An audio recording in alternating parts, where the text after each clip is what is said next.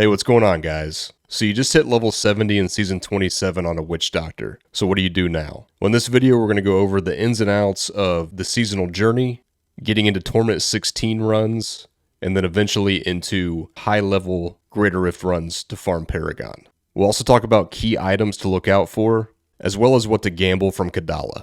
With the start of the new season, we'll have a fresh seasonal journey, providing a quick way to get a full 6-piece set through the Haedrig's Gift. The set for Witch Doctor this season is Helltooth, which is actually a very solid set to utilize at the beginning of the season, while also providing a strong XP farming build that can be used for a long time. The season journey will have multiple chapters, and various objectives within those chapters, such as completing rifts on certain difficulties, crafting, killing specific bosses, completing bounties, and so on. Finishing chapters 2, 3, and 4 will each reward you with 2 pieces of Helltooth, completing your 6-piece set bonus. In chapter 4, one of the last objectives will be to complete a level 20 Greater Rift, solo. You won't get your last 2 pieces of the set until chapter 4 is completed, so this will have to be done with just the 4-piece Helltooth set bonus. Alright, so let's talk about a couple builds to easily complete this level 20 Greater Rift.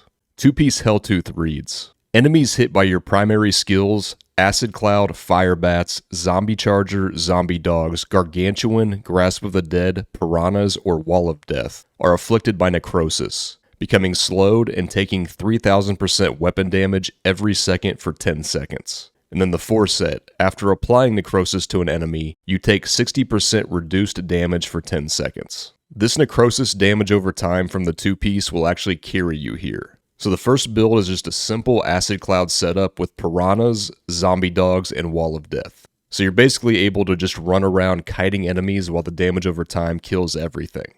If you are able to upgrade a rare spear into a Scrimshaw at the beginning of leveling, or anytime after 70, then you can replace Acid Cloud with Zombie Bears and absolutely destroy this Greater Rift 20. I'll link my 1 to 70 leveling guide in the info section of this video. In the beginning of that video, we talk about the process of upgrading spears for leveling. I will also link a D3 planner for every build we're covering in this video for quick reference. Next up, let's quickly talk about the seasonal theme. A brand new item will drop in Season 27 called the Angelic Crucible. This item can be applied to any legendary item to sanctify it, turning the item into a new version of the item with perfect stats and one of 3 brand new sanctified powers per class. Witch Doctor gets a Gargantuan power, a Horrify power, and a Haunt/Piranhas power. All 3 are viable for different builds. The Gargantuan power is the main one we'll be focusing on in this video, but before we get to the pet builds, let's go over a starter T16 Helltooth Zombie Bears build to get you up and running early in the season. Now that we have 6-piece Helltooth, Zombie Bears will be getting a 17,500% damage increase after casting Wall of Death. The only other item you need to have is the Scrimshaw. The Scrimshaw is going to reduce the mana cost of Zombie Charger by 75% and increase its damage by 7 times. The set in this spear will get you started so you can farm the rest of the gear to get into Torment 16.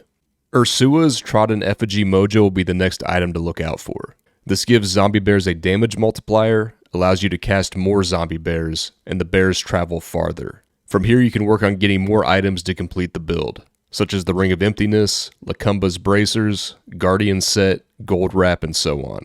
This build can run either the Piranhas or the Horrify Sanctified powers. Tightly grouping enemies with the Piranhas power is really strong with Zombie Bears, and we're getting Locust Swarm from the Wormwood in the cube to activate this power. The Horrify power is just a flat damage increase and damage reduction, as well as having Perma Horrify with whatever rune you pick, Stalker for movement speed, Frightening Aspect for armor, and then pretty much a permanent movement speed increase with the Rochelle's Ring of Larceny. Again, there'll be a link to the build in the video description. That moves us into the Gargantuan T16 build, which is the strongest T16 build for Helltooth. The Shortman's Finger is mandatory for this build to work. Don't switch to Gargs without it. This gives us 3 Gargantuans, and the build functions just fine once you have the ring. But what really brings the build to another level is the Garg's seasonal power. This reads: you summon 2 Gargantuans and 3 Zombie Dogs periodically. Gargantuans gain the effect of the Restless Giant rune. Zombie Dogs gain the effect of all runes. Enemies hit by sacrifice are immolated, causing them to take 100% more damage from your pets. With the ring, we'll have 6 Gargantuans. We're still going to run Gargantuans on our bar with a Humungoid rune.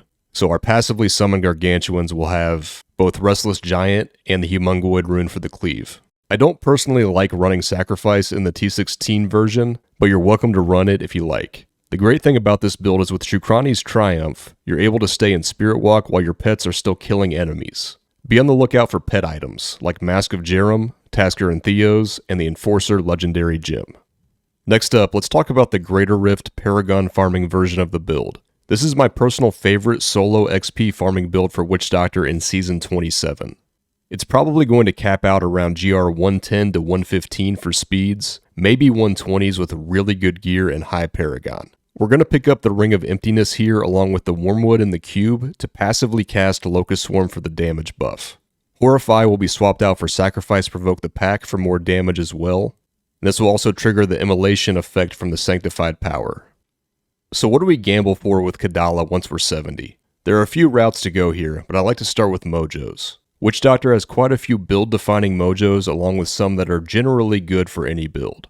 The main one you're looking for is the Shukrani's Triumph. It's great in every build and is an awesome hybrid of speed and damage. Since we're probably farming with Zombie Bears for a bit at the beginning, the Trodden Effigy is another one you want to see early. Gazing Demise is great if you want to transition into Spirit Barrage at some point, and both the Eucapian Serpent and Henry's Perquisition are solid defensive mojos that any build can utilize. And the Thing of the Deep is great for pickup radius before you get an Avarice band. The Vile Hive is also one to look out for if you want to run my Firewalker T16 build at any point. From there, my plan will be to gamble for 2 pieces of Jade Harvester. I want to get the Auto Haunter build up and running as soon as possible. So that's going to about wrap it up, guys. Hopefully this helps with the start of the season. And again, links in the description for all of the builds we discussed in this video, along with a link to my 1 to 70 Witch Doctor leveling guide to start the season out. Thanks for watching, and I'll see you next time.